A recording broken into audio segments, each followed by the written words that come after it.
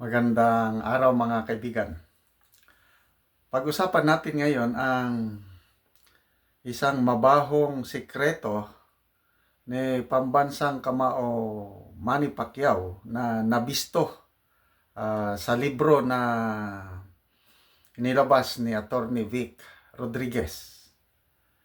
Okay, gusto ko lang i-highlight itong post ni Third Floor Studio dahil ang daming gustong mag-order sa libro. Kahit ako, tinatanong ako paano maka-order ng librong ito. Meron akong kaibigan na nagpapatulong. Pwede ba i-request mo rin si Attorney Vic na padalhan ako ng libro niya? Kahit triple ang bayaran ko sa shipping ko, something like that. Sabi ko, naku, nakakaya naman na si Attorney Vic pa ang mag-ship ng kanyang libro. That's burdensome.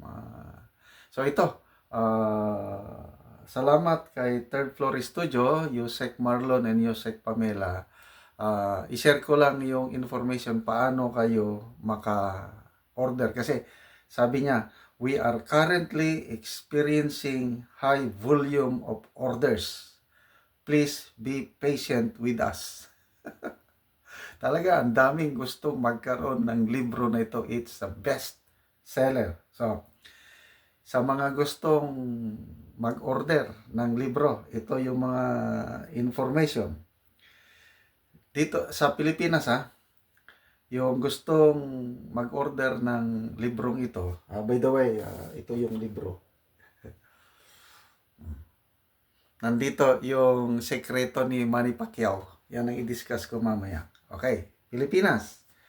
Mag-inquire via Viber messages only. Viber. Number. Take note nyo nandito hindi makita 0915-357-3184. Message only, no calls please. Kasi sa dami ng tatawag, hindi na makaya ni na Yusek Pamela. Ang nag-handle pala nito, sina Yusek Pamela at Yusek Marlon. Salamat po sa dalawang vloggers na ito. So, ulitin ko, Viber message, mag-message kayo, 0915-357-3184. Ulit, 0915-357-3184. Ito na rin, magbayad kayo through GCash, the same number na ito.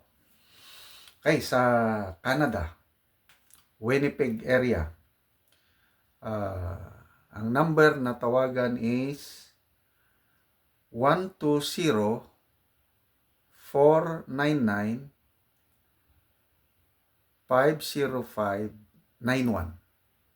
Ulitin ko, Canada, Winnipeg area, 120-499-50591. Or mag-message sa email at dkpurificacion2024@yahoo.com.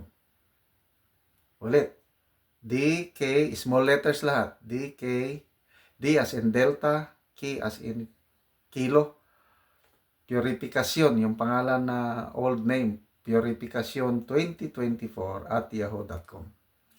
Okay, sa US, kung nandito ka, nasa US kayo, mag-message kay maharlikanetwork@protonmail.com. Mag-order kay Fair Lady Maharlika. maharlikanetwork@protonmail.com. Australia, mag-message sa aus.kingmakerthebook@gmail.com.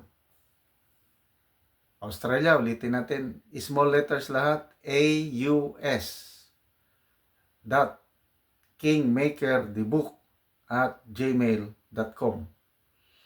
Hong Kong, mag-email kayo sa minorihk@gmail.com. Kid, small letter KID, MINORIHK@gmail.com. Japan.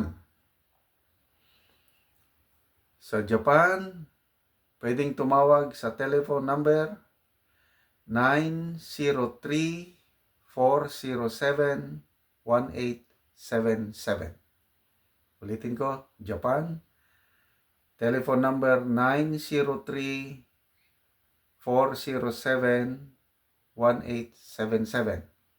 Or mag-message VMUKUNOKI@gmail.com. vmokonoki@gmail.com. So, sa Pilipinas, kung mag-order kayo, dapat i-provide itong details na ito. Number 1, complete name mo, complete delivery address, quantity of books, ilang libro ang orderin mo, then proof of payment via GCash. So, ang GCash na babayaran nyo, pagbayaran nyo, the same yung Viber message kanina. So, ang presyo po, softbound is 999 pesos. Hardbound, ito, hardbound yung ibinigay sa akin, 1,450 pesos. Okay, note, kung ipadala na ito, yung shipping cost may dagdag. So, ang presyo ng libro is 999, softbound. Hardbound, 1,450 plus shipping cost. Sa Pilipinas, ipapadala ang mga libro through LBC. Sa mga probinsya. Kung sa Metro Manila naman, ipapadala through Grab or Lala Move. So, yun po ang how to order this book. Okay, punta na tayo sa sekreto ni Manny Pacquiao. Actually, nag-browse lang ako. Open lang. Ang pag-open ko ngayong umaga, ang nakita ko, itong litrato na ito ni Pambansang Kamao. Yan. Batang-bata pa siya. Tapos mayroong babae, hindi naman si Jinky Pacquiao. Tapos may bata, anak. Tapos ito, napag-alaman na si Attorney Vic, nung kasikatan pa ni Pacquiao, nako, itong babae ito, girlfriend pala ni Pacquiao. Ang pangalan niya is si Joanna Rose Bacusa. Nagkaanak sila. Nung una, binibigyan pa ng suporta, but later on, wala na. Hindi na inaasikaso. Di, kawawa naman ang bata. Tumatawag itong babae nito, si Joanna. Hindi niya na makontak si Pacquiao dahil sikat na siya. Ang nakakasagot na lang sa tawag niya, itong sina Jinky, diba pa, hanggang napilitan ang babae na mag-file ng kaso. At ang abogado ng babaeng ito, si Joanna, ay walang iba kundi si Attorney Vic Rodriguez. Ang legal services ni Attorney Vic, libre, pro bono. So, dito natin makikita ang pagkatao ni Attorney Vic is ano talaga di ba kay Bongbong Marcos Jr. yung election protest? Mayaman na itong si Marcos Jr. Kailan pro bono pa rin. Libre, walang bayad si BBM kay Attorney Vic. So doon mo makikita yung karakter ng tao na ito sa Attorney Vic na matulungin, maawain, talagang pinaglalaban niya ang karapatan ng mga tao na nakikita niya naaapi. At itong Ah, ang ganda pa naman, no? Si Joanna Rose Bacosa, pinaglaban niya ngayang karapatan. Sabi niya, anak mo ito, suportaran mo ito. So, file ang kaso. Yon, nung na-file na ng kaso, nako, ito na si Joanna. Nung una, hindi niya na matawagan si Pacquiao dahil world champion na siya eh. Kasikatan ng karir niya noong 2006, nung isang pa ang kaso. So, nabigla itong si Joanna, bigla na siyang tinawagan ni Pacquiao. At sinisigawan niya na. Ano ba? Nababasahin ko dito. Sisigaw na siya na nabuang ka na ba? Para something like that. Okay, ito. Shouting, he told her, "What are you doing?" Ito na, nandito na. Sabi ni Pacquiao, "What are you doing?" Sagot ni Joanna, "Why? Why? Why? What am I doing? Anong ginagawa ko?"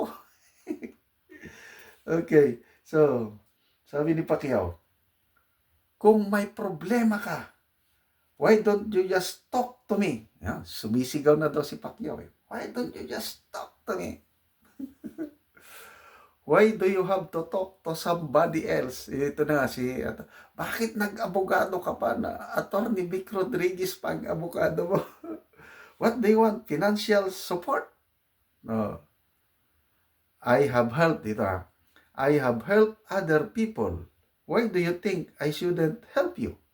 Do you want me to have that boy kidnapped? Na. Ito, nakasulat sa libro. Nanakot na si Pacquiao. Do you want me to have that boy kidnapped so there wouldn't be evidence? Tell your lawyer to shut up or I will sue his mouth. Tahiin daw niya ang bunganga ni Attorney Vic Rodriguez.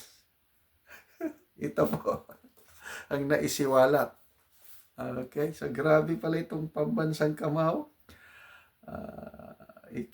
Papakidnap niya yung sarili niyang anak para wala nang ebidensya. Anyway, to make the long story short, naging good ending.